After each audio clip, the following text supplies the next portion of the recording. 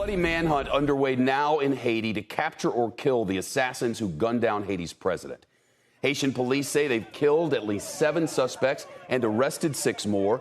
A Haitian official tells multiple news outlets at least 1 U.S. citizen is among those arrested. The U.S. State Department says it's aware of the reports but has not confirmed Americans were involved. Haitian officials say the team of assassins who killed the president in its home in the middle of the night yesterday were well-trained professional commandos with large caliber guns who spoke English and Spanish and falsely announced they were United States DEA agents as they carried out the attack. Listen closely to the audio from this video of the assassination. This is a DEA operation. Let's just put together, son. You heard there a DEA operation. Both U.S. and Haitian officials say that is a complete lie. Here's the building where some of the suspects were allegedly holed up. You can see the bullet holes in the walls and the shattered windows. Police are calling the suspects mercenaries. Let's bring in Garry Pierre-Pierre. He's editor-in-chief of the Haitian Times. Garry, thank you. A lot of questions left unanswered. I was hearing from you details of what this gang did to the president. Could you fill our viewers in? Thanks for having me, Shepard. The details are pretty gory. His eyes were pulled out of his face. He was shot 12 times. It was a really bloody scene, one that led me to believe that this was not politically motivated. This was personal. That kind of violence is unleashed on someone you have deep animosity for. Personal.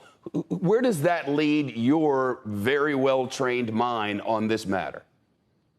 Well, he had been attacking severely the business community, and he had alienated everyone. And so he had taken over some monopolies. But the problem with that is that it sounds good, but he was complicit in some other things as well. He was not as clean as he thought he was. And so he attacked their livelihood, their monopolies. And in fact, just 2 days before his death, he had sent a warrant arrest for one of his top opponent, who's also one of the leading businessmen in the country. Wow. Who's really running Haiti right now, and how are the people handling this? Well, the UN has acknowledged that Claude Joseph, who is prime minister, that he will remain in a position, that they would support him, they would help him organize elections that are supposed to come in September. But right now, the situation is such that it's doubtful that we will be in any way, shape, or form ready to hold elections. Now, the people in Haiti are in shock. Everybody is staying home. There's a lot of fear. This is really shocking. It caught everyone by surprise.